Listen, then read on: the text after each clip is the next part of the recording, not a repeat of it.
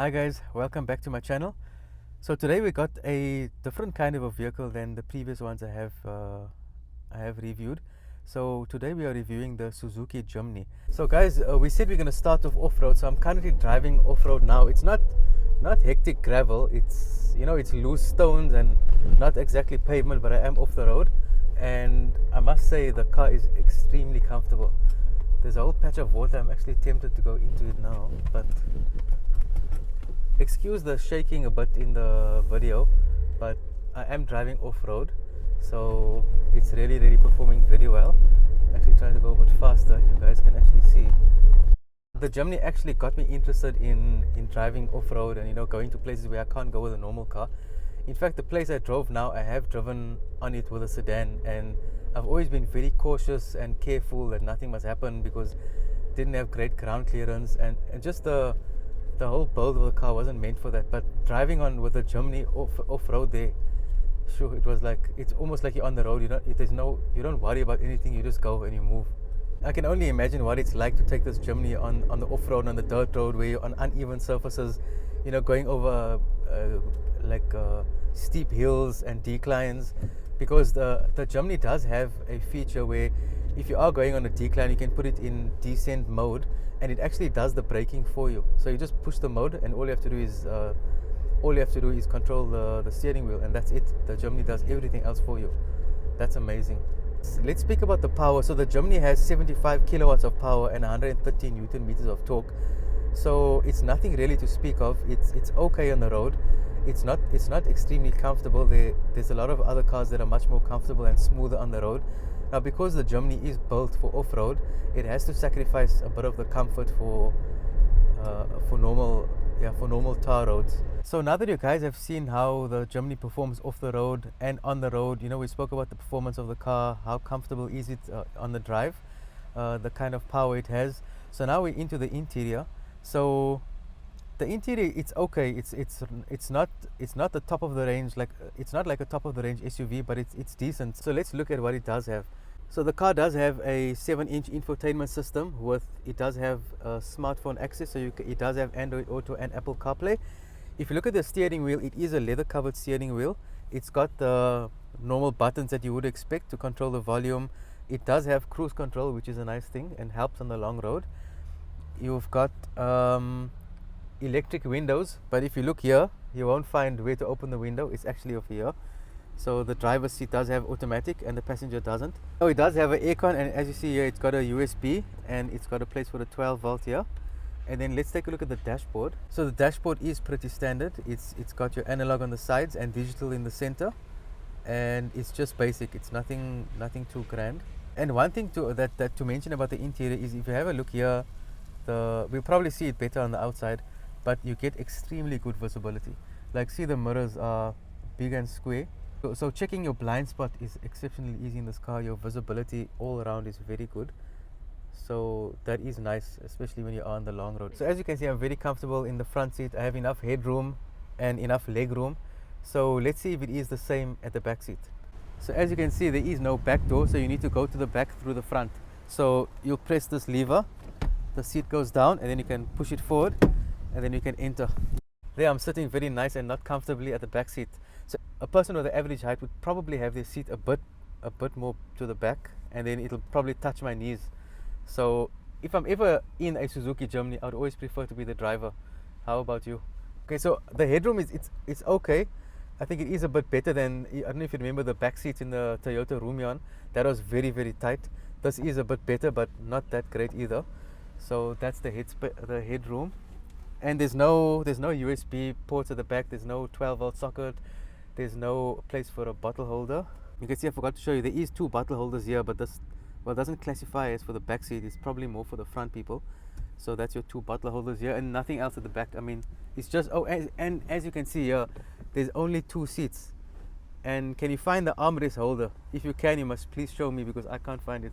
There's nothing here. But guys, now that we are here at the back of the car, I'm going to show you my favorite part of the Suzuki Jimny, and that is the boot. Just have a look at this boot here. Look here, you can actually fit 2 whole jackets in here. Check here. How awesome is that? And that's about it. You can't really fit anything else if you are using the two seats at the back. If you do want luggage space and you have passengers in, you're gonna have to tell them to get off. So you can actually do this here. You can move these seats down and you got luggage space. So it's unfortunate for the passengers, but if you don't have passengers, then you're gonna have to put this down and then you can use it as a very nice boot space. So what do you guys think? I know I did promise you guys that I figured out something where that big 2-liter giant bottle could fit anywhere in any boot. I'm not sure how it could fit here. It could stand here, but it's going to be flying around, so I don't think you can fit it in here. But yeah, if you guys did forget what it looked like, here it is now. So here's the 2-liter bottle. I went all the way to my previous video and I fetched it from there, and we've got it here now. So what do you guys think? Where can I put it? Guys, it might actually fit. Have a look. So this boot isn't too bad after all, but it just doesn't close here. So it fits. Wow. Oh, and one more thing to note about the boot, it does open quite wide. So if you do have a passenger or someone standing next to you, or if there's a car nearby, just watch out for that, because it does open quite wide. So here we have a Suzuki Jimny from the back, and when I drove the car for the first time, I put it in reverse. I was actually quite surprised that there was no reverse camera. But do you know why? Do you know what? You'll actually have a very nice view of this tire here. That's the only thing you're going to see in your reverse camera, unless the camera can be through that hole, but I doubt it. Maybe in South Africa it might be good to have the reverse camera, because you can actually see if your spare tire is still there, because that might just go. So guys, don't worry, the tire is very, very safe. It's safe and secure, so no need for that reverse camera. Yeah, it's bolted quite well, so don't worry about it coming off. So here the tires, you can see we've got 15-inch alloy wheels, and you'll notice that, look at the ground clearance here. Let me just measure. Yeah, that's about 210 millimeters. I think my measurements should be quite accurate. That's a really, really good ground clearance. So you do have the LED headlights here, and you can put it on automatic, which is really nice. And you've also got the fog lights here. What do you guys think of this color?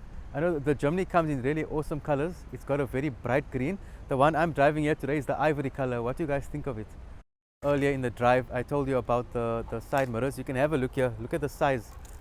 It's a very nice square size and big, and very, very good for visibility. And I did say that the car is very nice for camping.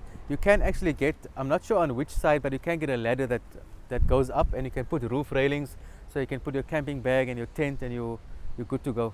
If you are a single person or you're a couple, then it's perfect for you, because you can take the back seats and put it down, as I have shown you previously. And yeah, if you do have passengers, you can only have 2 passengers at the back, and then you won't have a boot. So I'm assuming that if you are buying this car, you probably want to go off-roading a lot, or you go on gravel. So this car is really great for that purpose, and you won't go wrong. Because I mean, the price point, I'm driving the GLX today, and it's got all those additional features, like, you know, it has cruise control, Apple CarPlay, Android Auto, it has the LED lights. So it's got all these additional features, and it'll cost you just above 350,000. If you do want to go for the entry level, it's under 310,000.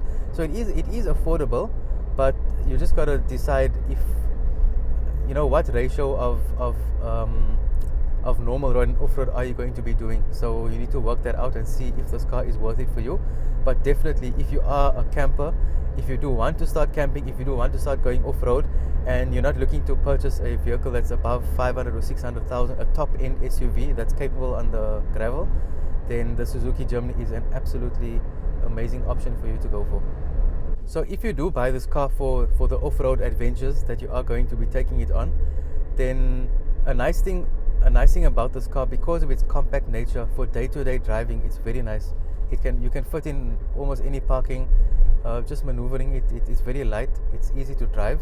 It weighs just above 1 ton, so it is a fairly light vehicle, and it's just it's simple to drive, easy. It's not very comfortable. So if you can sacrifice, and if you are okay with the car not being the most comfortable on day-to-day drives, then it's a good option to go for. So you sacrifice a bit of the comfort, but you're getting an amazing car that can take you on some brilliant adventures.